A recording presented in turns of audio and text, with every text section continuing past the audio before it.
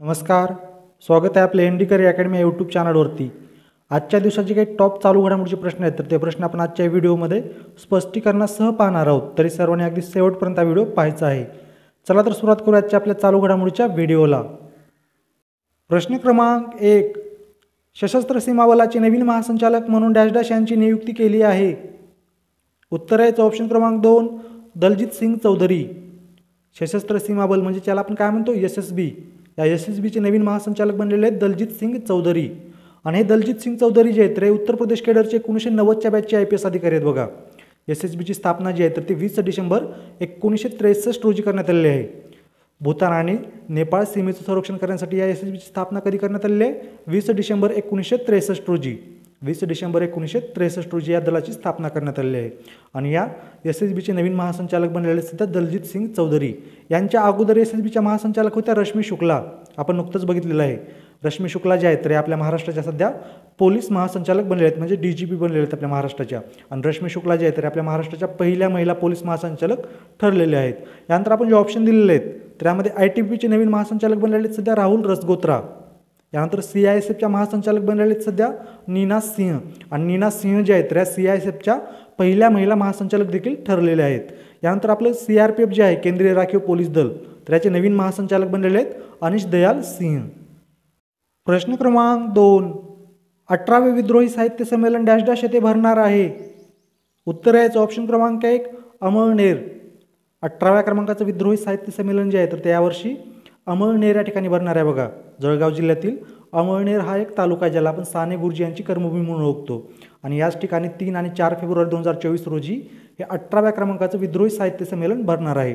आणि याचे अध्यक्ष असणार आहे डॉक्टर वासुदेव मुलाटे. हा देखील मुद्दा लक्षात ठेवा. या 18व्या क्रमांकाच्या विद्रोही साहित्य संमेलनाचे अध्यक्ष कोण असणार आहेत तर डॉक्टर वासुदेव मुलाटे. आणि याच ठिकाणी म्हणजे जळगाव जिल्ह्यातील अमळनेर या ठिकाणीच 97व्या क्रमांकाचं अखिल भारतीय मराठी साहित्य संमेलन देखील आयोजित करण्यात आलेलं आहे. आता अखिल भारतीय मराठी साहित्य संमेलनाबद्दल मी एक सविस्तर व्हिडिओ बनवलेलाच आहे. तुम्ही जर तो आणखीन बघितलेला नसेल तर तो व्हिडिओ तुम्ही एकदा अवश्य बघून घ्या, तुम्हाला संपूर्ण माहिती क्लिअर होऊन जाईल. ज्या शहरामध्ये ज्या ठिकाणी दरवर्षी अखिल भारतीय मराठी साहित्य संमेलन आयोजित केलं जातं तर त्याच शहरामध्ये त्याच ठिकाणी आणि त्याच तारखेला हे विद्रोही साहित्य संमेलन आयोजित केलं जातं. वैचारिक विरोध म्हणून हे विद्रोही साहित्य संमेलन आयोजित केलं जातं. आणि हे 18व्या क्रमांकाचे विद्रोही साहित्य संमेलन आहे तर ते यावर्षी अमळनेर या ठिकाणी आयोजित करण्यात आलेलं आहे. म्हणजे 97व्या क्रमांकाचे अखिल भारतीय मराठी साहित्य संमेलन आहे तर ते देखील यावर्षी हे अमळनेर या ठिकाणीच आयोजित करण्यात आलेलं आहे. आणि 97व्या अखिल भारतीय मराठी साहित्य संमेलनाचे अध्यक्ष असणार आहेत डॉक्टर रवींद्र शोभणे. आता यानंतर आपण जे ऑप्शन दिलेले आहेत त्यामध्ये 17व्या क्रमांकाचं विद्रोही साहित्य संमेलन जे आहे तर ते 2023 मध्ये वर्धा या ठिकाणी पार पडलेलं होतं. आणि त्याचे अध्यक्ष होते चंद्रकांत वानखेडे. त्याच ठिकाणी 96व्या क्रमांकाचं अखिल भारतीय मराठी साहित्य संमेलन पार पडलेलं होतं बघा, वर्धा या ठिकाणीच. त्याचे अध्यक्ष होते नरेंद्र चपळगावकर. त्यानंतर 95व्या क्रमांकाचं अखिल भारतीय मराठी साहित्य संमेलन लातूर जिल्ह्यातील उदगीर या ठिकाणी पार पडलेलं होतं 2022 मध्ये. आणि याचे अध्यक्ष होते भारत सासने. त्यानंतर 94व्या क्रमांकाचं अखिल भारतीय मराठी साहित्य संमेलन 2021 मध्ये नाशिक या ठिकाणी पार पडलेलं होतं. आणि त्याचे अध्यक्ष होते जयंत नारळीकर. यानंतर पाहूयात प्रश्न क्रमांक 3. डॅश डॅश वी जागतिक आर्थिक परिषद 2024 दावोस स्वित्झर्लंड या ठिकाणी आयोजित करण्यात आली. याचं उत्तर आहे ऑप्शन क्रमांक 4 54वी. 54व्या क्रमांकाची जागतिक आर्थिक परिषद जी आहे 2024ची, किंवा यालाच आपण वर्ल्ड इकॉनॉमिक फोरमची बैठक म्हणून ओळखतो. तरी 2024ची बैठक जी आहे तर ती 15 ते 19 जानेवारी दरम्यान स्वित्झर्लंडमधील दावोस या ठिकाणी आयोजित करण्यात आलेली होती बघा. दरवर्षी ही जी बैठक आहे तरी दावोस या ठिकाणीच आयोजित करण्यात येते.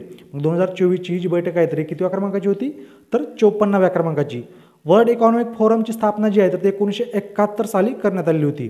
आणि या वर्ल्ड इकॉनॉमिक फोरमचं मुख्यालय कोणत्या ठिकाणी आहे तर स्वित्झर्लंडमधील कोलोनी या ठिकाणी. ही जी बैठक आयोजित करण्यात आली आहे 2024ची जागतिक आर्थिक परिषद किंवा वर्ल्ड इकॉनॉमिक फोरमची बैठक, तर याची थीम काय होती तर रिबिल्डिंग ट्रस्ट. प्रश्न क्रमांक 4. दीवमध्ये आयोजित केलेल्या पहिल्या द बीच गेम 2024 स्पर्धेत डॅश डॅश या राज्याने सर्वाधिक पदके जिंकली आहेत. उत्तर आहे ऑप्शन क्रमांक 1 मध्य प्रदेश. आपल्या देशामध्ये पहिल्या द बीच गेम स्पर्धा आयोजित करण्यात आलेल्या होत्या 4 जानेवारी ते 11 जानेवारी 2024 दरम्यान. कोणत्या ठिकाणी तर दीव या ठिकाणी. आणि या स्पर्धेमध्ये एकूण 8 खेळ प्रकारचा समावेश करण्यात आलेला होता बघा.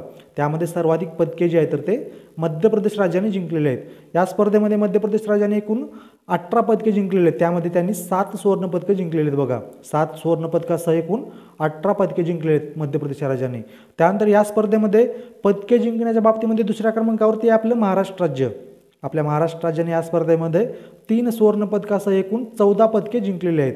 त्यानंतर तिसऱ्या क्रमांकावरती जर बघितलं तर संयुक्तपणे 3 राज्य आहेत. त्यामध्ये 2 राज्य आणि 1 केंद्रशासित प्रदेश आहे बघा. तर त्यामध्ये जर बघितलं आपण तर तामिळनाडू राज्य, उत्तराखंड राज्य आणि दीव दमण हा जो केंद्रशासित प्रदेश आहे तर यांनी प्रत्येकी या स्पर्धेमध्ये 12 पदके जिंकलेली आहेत.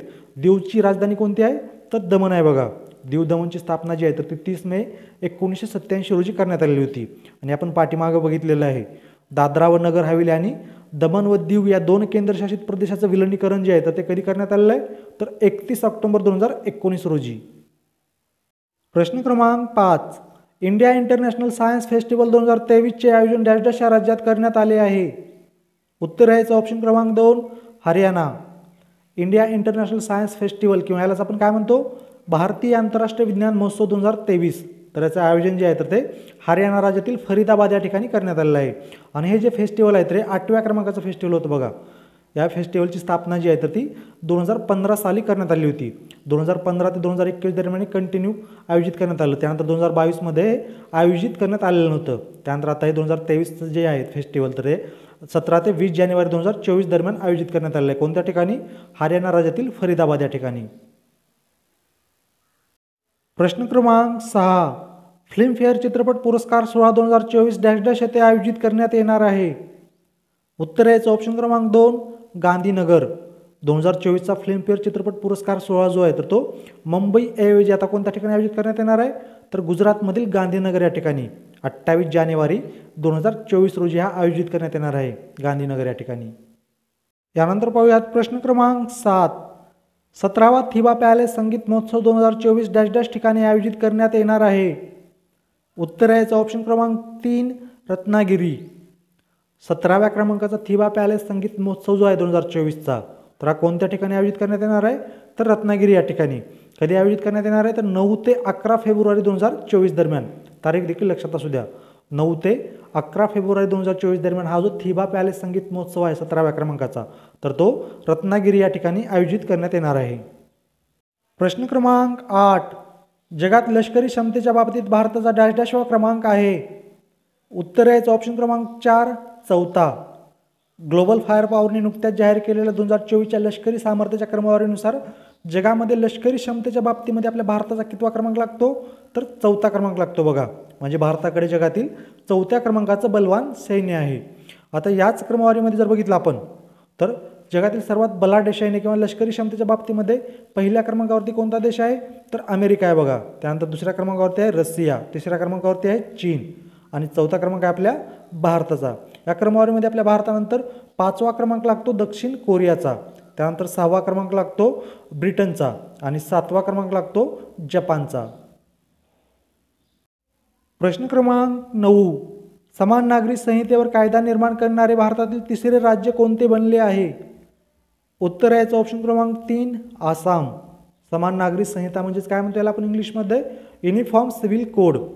उत्तराखंड आणि गुजरात राज्यानंतर समान नागरिक संहितेवर कायदा निर्माण करणारं आपल्या भारतातील तिसरं राज्य कोणतं बनलेलं आहे तर आसाम हे राज्य बनलेलं आहे बघा.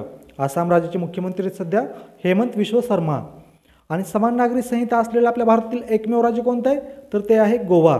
समान नागरिक संहिता लागू असलेलं आपल्या भारतातील एकमेव राज्य कोणतं आहे सध्या तर ते आहे गोवा. समान नागरिक कायद्याची तरतूद जी आहे तर ते आपल्या भारतीय राज्यघटनेच्या कलम 44 मध्ये करण्यात आलेली आहे बघा. लक्षात ठेवा आपल्या भारतीय राज्यघटनेच्या कलम 44 मध्ये राज्याच्या धोरणाची मार्गदर्शक तत्व म्हणून या समान नागरिक कायद्याची तरतूद करण्यात आलेली आहे. यानंतर पाहूयात प्रश्न क्रमांक 10. भारतीय नौदलाने डॅश डॅश देशाच्या सोबतीने अभ्यास आयुथयाच्या पहिल्या आवृत्तीचे आयोजन केले आहे. उत्तर याचं ऑप्शन क्रमांक 1 थायलंड. आपल्या भारतीय नौदलाने थायलंड देशाच्या सोबतीने अभ्यास आयुथयाच्या पहिल्या आवृत्तीचं आयोजन केलेलं आहे. म्हणजे 2 देशादरम्यानचा युद्धाभ्यास जो आहे भारत आणि थायलंड या 2 देशादरम्यानचा तर कोणता आहे अभ्यास आयुथू नावाचा आणि याची पहिल्या क्रमांकाच्या आवृत्तीचं आयोजन नुकतंच करण्यात आलेलं आहे. थायलंड देशाची राजधानी कोणती आहे तर बँकॉक आणि थायलंड देशाचं राष्ट्रीय चलन आहे थाई बात. थायलंड देशाचं राष्ट्रीय चलन कोणतं आहे तर थाई बात. आणि थायलंड देशाचे पंतप्रधान आहेत सध्या श्रेता थाविसिन. प्रश्न क्रमांक 11. नुकत्याच प्रकाशित फ्युचर पॉसिबिलिटीज इंडेक्समध्ये भारत डॅश डॅशव्या स्थानी आहे. उत्तर आहे ऑप्शन क्रमांक 3 35व्या. नुकत्याच प्रकाशित करण्यात आलेल्या फ्युचर पॉसिबिलिटीज इंडेक्समध्ये आपला भारत कितव्या स्थानी आहे तर 35व्या स्थानी. आणि याच इंडेक्समध्ये पहिल्या स्थानी आहे इंग्लंड. पहिल्या स्थानी कोणता देश आहे तर इंग्लंड आहे बघा. त्यानंतर दुसऱ्या स्थानी आहे डेन्मार्क, तिसऱ्या स्थानी आहे अमेरिका आणि चौथ्या स्थानी आहे नेदरलँड, पाचव्या स्थानी आहे जर्मनी. आता आपण जे ऑप्शन दिलेले आहेत त्यामध्ये 19व्या स्थानी आहे या इंडेक्समध्ये चीन म्हणजे चायना हा देश 19व्या स्थानी आहे. त्यानंतर 30व्या स्थानी आहे ब्राझील आणि 35व्या स्थानी आहे आपला भारत आणि 50व्या स्थानी आहे दक्षिण आफ्रिका. प्रश्न क्रमांक 12. An uncommon love the early life of Sudha and Narayan Murthy हे पुस्तक डॅश डॅश यांनी लिहिले आहे. याचं उत्तर आहे ऑप्शन क्रमांक 4 Chitra Banerjee Divakaruni. An uncommon love the early life of Sudha and Narayan Murthy हे जे पुस्तक आहे ते कोण लिहिलेलं आहे चित्रा बॅनर्जी दिवाकरुनी यांनी. नारायण मूर्ती जे आहेत रे इन्फोसिस टेक्नॉलॉजी संस्थापक आहेत बघा, लक्षात ठेवा. इन्फोसिस टेक्नॉलॉजीचे संस्थापक कोण आहेत तर नारायण मूर्ती. नारायण मूर्ती यांनी 1981 साली या इन्फोसिस कंपनीची स्थापना केलेली होती. कधी 1981 साली. आणि नंतर 1991 मध्ये इन्फोसिसचं पब्लिक लिमिटेड कंपनीमध्ये रूपांतर झालेलं होतं. आणि यानंतर पाहूयात तुमच्यासाठीचा आजचा प्रश्न. आंतरराष्ट्रीय T20 मध्ये सर्वाधिक शतके ठोकण्याचा विक्रम डॅश डॅश या फलंदाजाने केला आहे.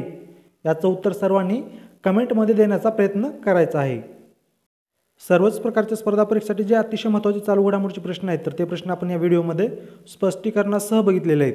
तुम्ही जर आणखीन आपलं यूट्यूब चॅनल सबस्क्राईब केलं नसेल किंवा चुकून सबस्क्राईब करायचं राहिलं असेल तर आपल्या यूट्यूब चॅनलला सबस्क्राईब करून बेल आयकॉन्स बटन क्लिक करायला विसरू नका. आणि तुम्हाला जर मी दिलेली माहिती आवडत असेल समजत असेल तर आपल्या चॅनलला आपल्या व्हिडिओला लाईक कमेंट आणि शेअर करायलाही विसरू नका. याचबरोबर तुम्हाला जर चालू घडामोडीच्या PDF हव्या असतील किंवा GKच्या PDF हव्या असतील तर तुम्ही आपला टेलिग्राम ग्रुप किंवा व्हॉट्सअप ग्रुप जॉईन करू शकता. या दोन्ही ग्रुपची लिंक मी तुम्हाला या व्हिडिओच्या डिस्क्रिप्शनमध्ये दिलेली आहे. धन्यवाद.